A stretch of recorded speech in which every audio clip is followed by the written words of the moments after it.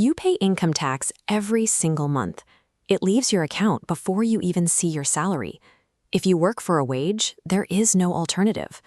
But Jeff Bezos paid zero federal income tax in 2007. He paid zero again in 2011. And Elon Musk paid zero in 2018. Michael Bloomberg paid zero for multiple years. George Soros paid zero for 3 years straight. There are no offshore accounts here, and nothing illegal is happening. These billionaires are simply using the tax code exactly as it is written. Reaching a zero-tax reality requires abandoning the concept of a salary entirely. It relies on a specific legal framework: buy, borrow, die. Step 1 is to buy. Earning a salary is for people who pay taxes. To play this game, you accumulate assets: stocks, real estate, and businesses. This works because of a central rule in the tax code: unrealized gains are not income. If your stock goes up in value but you don't sell it, the IRS does not consider that new wealth to be income. Between 2014 and 2018, Jeff Bezos saw his wealth grow by $99 billion.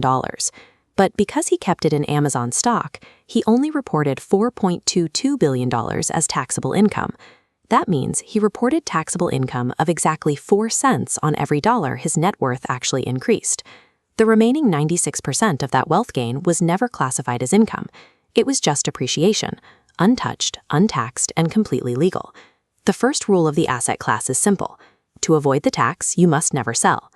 But even billionaires need cash. Jets, mansions, and new investments require liquid money. How do you get that cash without selling your stock and triggering taxes? Step 2. You borrow against your assets. You walk into a private bank and offer your shares as collateral in exchange for a massive low-interest credit line. The scale of these loans is massive. Elon Musk has pledged 92 million shares of Tesla, worth $57.7 billion as personal loan collateral. When those billions land in a bank account, the IRS sees nothing. Borrowed money is classified as debt, and debt is never taxed. As the underlying assets grow in value, you borrow more against that new worth.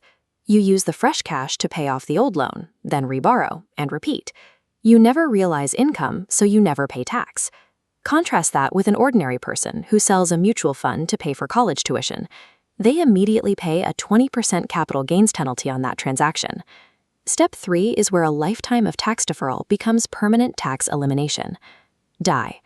Imagine you bought Amazon stock for $1 million in 1997. By the time you pass away, that stock has grown to be worth $800 million. If you had sold those shares while you were alive, you would have owed roughly $160 million in capital gains taxes.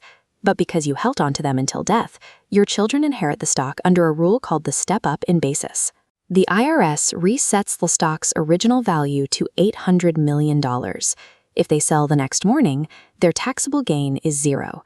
$799 million in appreciation is wiped from the tax system forever.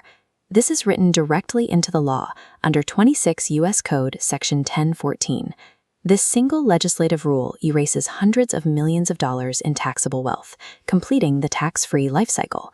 When you scale this strategy across the entire economy, the results are staggering. Leaked IRS files analyzed by ProPublica expose the true tax rates of America's 25 wealthiest individuals. Their wealth increased by $401 billion, but they paid just $13.6 billion in federal income taxes. That is a true tax rate of 3.4%. Warren Buffett's wealth grew by $24.3 billion over that period. His true tax rate was 0.1%, 10 cents for every $100 he gained. Compare that to a nurse, an engineer, or a teacher. The median American worker pays a tax rate of 14%. This gap exists because the system was built to capture wages. If you earn a salary, your income is tracked and taxed at rates as high as 37%. The architecture of the system creates two different realities. While wages are taxed heavily, borrowed money and inherited growth are taxed at zero. By ensuring their wealth never falls under the legal definition of income, the asset class can effectively opt out of the tax system entirely.